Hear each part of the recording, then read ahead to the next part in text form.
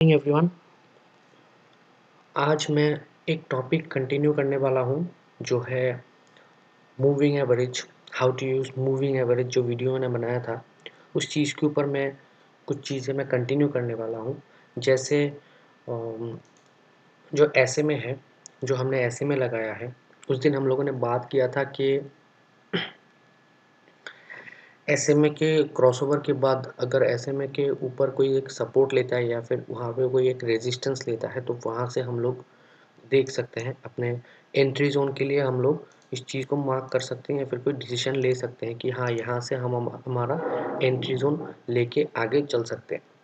तो अभी उस चीज़ के ऊपर थोड़ा डिस्कशन और डीपली होगा, क्योंकि अगर हम लोग कहीं पे घुसते हैं, मतलब कि मार्केट में अगर सपोज कीजिए कि मार्केट में हम यहाँ पे एंट्री कर चुके हैं तो हम एग्ज़िट कहाँ पे करेंगे, उस चीज़ के ऊपर थोड़ा डिस्कशन होगा। क्योंकि एग्ज़िट को लेके सबको थोड़ा परेशानी होती है, जैसे कि बिगिनर्स हैं उनको पता नहीं कि कहाँ पे एग्ज़िट होना है। जैसे जो प्रोफेशनल हैं उनको तो पता होता है या फिर वो लोग अपने हिसाब से वो एग्ज़िट कर लेते हैं। पर आज डिस्कशन करेंगे कि कहाँ पे एग्ज़िट करना है प्रॉपर तरीके से। तो चलिए सबसे पहले देखते हैं। सबसे पहले हमारा ऐसे में जो है वो 50 कर देते हैं, है ना? 50 कर देते हैं। तो यहाँ पे हमें क्या पता चल रहा है कि ऐसे किसी जगह पे उसने सपोर्ट लिया है, यहाँ पे सपोर्ट लिया है, यहाँ पे सपोर्ट लिया है, ठीक है ना? और नीचे की तरफ यहाँ पे उसने रेजिस्टेंस लिया है, इस साइड में भी उसने एक रेजिस्टेंस लिया, यहाँ पे भी, यहाँ पे भी। और एक सिमिलर चीज़ आपको शायद पता चल रहा होगा कि आप अगर उस चीज़ के साथ सेम टू सेम आप अगर कोई ट्रेंड लाइन ड्रॉ करो तो वो भी अच्छा खासा आपको दिख जाएगा कि हाँ वो ट्रेंड लाइन के रेंज में है। और यहाँ पे भी वही सेम चीज़ मुझे देखने को मिल रहा है कि कोई एक ऐसा एक मल्टीपल टच जैसा कोई एक सपोर्ट यहाँ पे बना हुआ है, वहाँ पे एक रेजिस्टेंस बना हुआ था, है ना? और वही चीज़ मुझे हर जगह पे सेम टू सेम देखने को मिल जाता है। फिर आप लोग अगर इस चीज़ पे प्रैक्टिस करोगे तो पता चलेगा कि नहीं ये चीज़ बहुत काम का है और अच्छा खासा काम करता है ना? 100% तो कोई एक्यूरेसी होता नहीं है, पर फिर भी अगर कोई एक्यूरेसी 50% भी देता है तो वो भी बहुत बढ़िया होता है। मैं वही चीज़ बार-बार रिपीट करूँगा कि हाँ, इतना आप देख सकते हो कि हाँ, किसी का एक्यूरेसी अगर 50% भी है तो भी आप उस पे काम कर सकते हो। बस आपको किस चीज़ पे काम करना है, आपको बस उसी चीज़ पे काम करना है कि मार्केट अगर आज काम नहीं कर रहा है तो क्यों काम नहीं कर रहा है, और काल काम करेगा तो क्यों काम करेगा, उस चीज़ के ऊपर आपको थोड़ा फ़ोकस करना है। स्ट्रैटेजी के ऊपर स्ट्रैटेजी आप चेंज करते जाओगे तो प्रॉब्लम हो जाएगा। आप पीछे का साइकोलॉजी, पीछे का साइंस समझना बहुत ज़रूरी है ना? तो यहाँ पे कुछ साइंस तो है नहीं, क्योंकि ये है अप ट्रेंड का और यहाँ पे आपको सपोर्ट देखना है, ये है डाउन ट्रेंड का आपको रेजिस्टेंस देखना है। नॉर्मली वही होता है ना कि एक एरिया हो जाता है, ये दो एरिया हो गया और मार्केट सपोर्ट लेके ऊपर गया, रेजिस्टेंस लेके नीचे आया, सपोर्ट लेके ऊपर गया, रेजिस्टेंस लेके नीचे आया, ठीक है ना? मार्केट अगर ऊपर की तरफ है तो रेजिस्टेंस होगा, नीचे की तरफ है तो सपोर्ट होगा। ये अगर ऊपर जा रहा है तो नीचे सपोर्ट देखना है और नीचे आ रहा है तो ऊपर रेजिस्टेंस देखना है कि जहाँ पे जाके वो रीटेस्ट करे, क्योंकि मार्केट एक ही डायरेक्शन में ऐसे ही नहीं घूम के नीचे आ सकता, उसको थोड़ा ऊपर तो जाना ही पड़ेगा। ये प्राइस का रिदम है जो उसको फॉलो करना ही है। तो आइए बात करते हैं इस चीज़ को लेके और भी डिटेल में कि अगर हम लोग इसको यूज़ करते हैं तो इसके ऊपर अब एग्ज़िट का क्या देखना है। एग्ज़िट के लिए सबसे पहले तो हम एक चीज़ देख सकते हैं जो है बुलिंजर बैंड। बुलिंजर बैंड की बात मैं क्यों कर रहा हूँ, चलिए बुलिंजर बैंड का मैं एक चीज़ यहाँ पे बंद करके आपको दिखाता हूँ, है ना? जो बेसिक है, मतलब जो एक मिडल लेयर होता है, जैसे मैं इसको अभी बंद कर देता हूँ, एक मिडल लेयर होता है, मैंने उसको बंद किया है। क्यों बंद किया है? क्योंकि बुलिंजर बैंड किस काम का है? ये डिविएशन है, स्टैंडर्ड डिविएशन है। प्राइस एक रेंज में घूमता है और वो बुलिंजर बैंड उसी रेंज को हमारे सामने दिखाता है कि हाँ प्राइस इस रेंज के अंदर है। जैसे ये हो गया, ये एक रेंज हो गया, है ना? ये एक रेंज हो गया, ठीक है? ये एक रेंज हो गया। तो वो ये रेंज को प्राइस हमें, मतलब बुलिंजर बैंड हमें दिखाता है कि हाँ इस रेंज से इस रेंज तक, मतलब ये सब सपोर्ट एंड रेजिस्टेंस ही है, ठीक है? ये सब सपोर्ट एंड रेजिस्टेंस ही है। आप इसको मार्क कर लोगे, इस एरिया को मार्क कर लोगे, इस एरिया को मार्क कर लोगे, इस एरिया को मार्क कर लोगे, तो कोई ना कोई आपको सपोर्ट एंड रेजिस्टेंस ही दिखेगा, है ना? तो मुझे क्या करना है कि बुलिंजर बैंड को लगाना है और मैं सबसे पहले इसको हाइड कर देता हूँ। देखिए, अगर मार्केट यहाँ पे कहीं पे रिट्रेसमेंट ले रहा है ना? इस साइड में किसी भी जगह पे अगर रिट्रेसमेंट ले रहा है और आपने ऐसा डिसीजन लिया है कि हाँ मैं यहाँ से अपना एंट्री जोन बनाऊंगा, तो उसके बाद मुझे क्या करना है, उसके बाद मुझे ये बुलिंजर बैंड लगाना है और नीचे का जो एरिया है ना उस जगह तक मुझे रुकना है, उस जगह तक मुझे रुकना है। एक बार यहाँ पे टच हो गया तो मैं यहाँ से अपना एग्जिट पोजीशन कर सकता हूँ या फिर एग्जिट के लिए मैं सोच सकता हूँ। ठीक है, समझे कि नहीं? अगर सपोज कीजिए कि आप एंटर किया है क्योंकि वो 50 SMA है, वहाँ से उसने एक रेजिस्टेंस लिया है, तो आपको कहाँ पे अपना एग्जिट प्लान करना है? आपको एग्जिट प्लान करना है बुलिंजर बैंड के नीचे वाले, क्योंकि डाउन ट्रेंड में आपने रेजिस्टेंस देखा है तो नीचे वाले जगह पे आपको एग्जिट करना है। जैसे ऐसे किसी एरिया पे आपने एंट्री लिया है तो आपको ऐसे किसी एरिया में आपको अपना एग्जिट प्लान करना है। समझ रहे हो बात को? मैं जो बता रहा हूँ वो है कि आपको एग्जिट प्लान कहाँ पे करना है। एक ये चीज़ है जिसको आप फॉलो कर सकते हो। और एक चीज़ है जो मैं बताना चाहूँगा वो है RSI। आप RSI को देख के भी आप एग्जिट कर सकते हो। ठीक है, जैसे आप इस एरिया में या फिर इस एरिया में आप कहीं पे भी एंट्री कर चुके हो ना, तो अपना एग्जिट प्लान आप रखो नीचे की तरफ। ठीक है, नीचे की तरफ आप इसमें अपना सेटिंग्स भी चेंज कर सकते हो। जैसे यहाँ पे 70-30 है, तो मैं यहाँ पे नॉर्मली जो है 60-40 यूज़ करता हूँ। जैसे आप 80-20 भी यूज़ कर सकते हो, ये आपके ऊपर है। मैं उस चीज़ को लेके कुछ नहीं ऐसे बता रहा हूँ कि आपको वो चीज़ छेड़ना है, ऐसा नहीं है। बस आपको एग्जिट प्लान कहाँ पे करना है, ओवरबोट, ओवरजोन, ओवरबोट और ओवरसेल जो जोन होता है ना, मतलब यहाँ पे और यहाँ पे इस रेंज के बाहर, वहाँ पे आपको अपना एग्जिट प्लान करना है। RSI लगा के भी आप इस चीज़ को अपना एग्जिट प्लान बना सकते हो।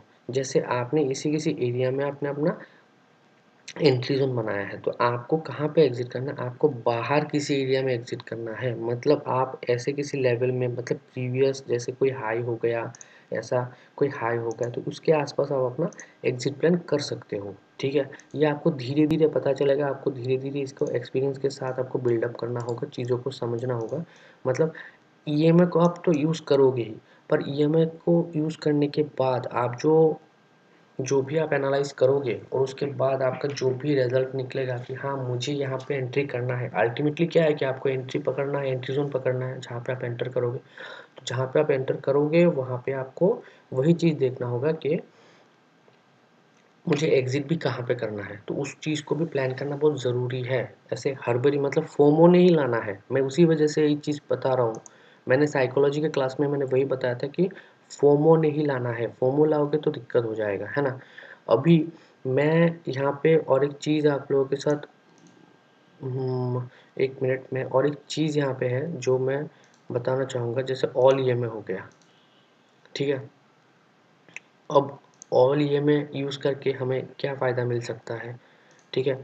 ऑल EMI को यूज़ करके हम लोग, एक मिनट, हाँ मैं कुछ चीज़ें यहाँ से बंद कर देता हूँ। सबसे पहले तो मैं कुछ चीज़ें बंद कर देता हूँ। अभी ऑल EMI यूज़ करके भी हम लोग यहाँ पे काम कर सकते हैं ना। क्यों, कैसे काम कर सकते हैं? जैसे EMI क्या हो गया, वो जहीं पे जो जिस जगह पे वो सपोर्ट लेता है, मतलब सपोर्ट या फिर रेजिस्टेंस लेता है, वहाँ से आप अपना एक डिमांड जोन मान के चल सकते हो, है ना। तो वही सेम चीज़ आप यहाँ पे क्या कर सकते हो कि आप बड़े टाइम फ्रेम पे काम कर रहे हो और आप वेट कर रहे हो कि EMI स्क्वीज़ हो जाए। जैसे मैं 1 आवर की बात करूँ, मैं 1 आवर पे शिफ्ट हो जाता हूँ। उस सेम चीज़ को मैं 1 आवर पे आप लोगों को दिखाता हूँ, है ना।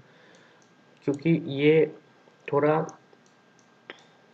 टॉपिक थोड़ा अलग है, पर इस चीज़ को समझ के तो EMI का जो भी है वो आपको समझ में आ जाएगा कि हाँ इसको ऐसे यूज़ करना है।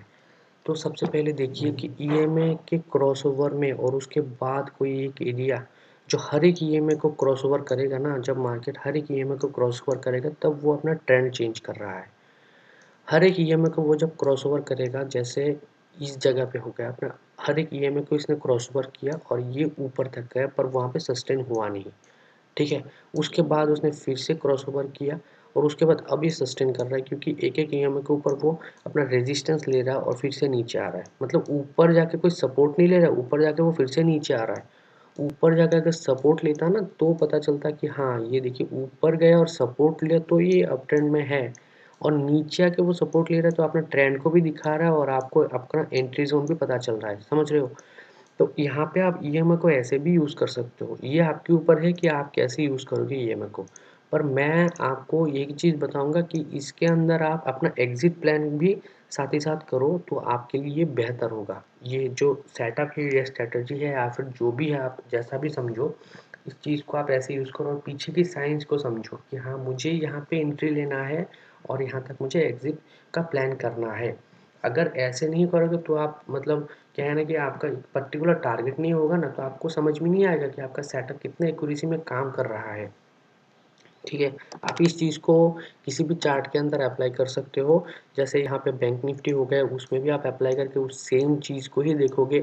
मैं क्योंकि मैं डेली टाइम फ्रेम पे आप लोगों को दिखा रहा हूँ, क्योंकि यहाँ पे आपको वॉलेटिलिटी कम दिखेगा और आप शांत दिमाग से काम कर पाओगे कि हाँ, वो अभी तक आया नहीं है, वो आएगा, लो तोड़ेगा, तो मैं ऐसे किसी जगह पे अपना एसएल डाल के उसको छोड़ता हूँ और बुलिंजर बैंड का कोई लोअर लेवल होगा जहाँ पे मैं अपना एग्जिट प्लान कर दूंगा।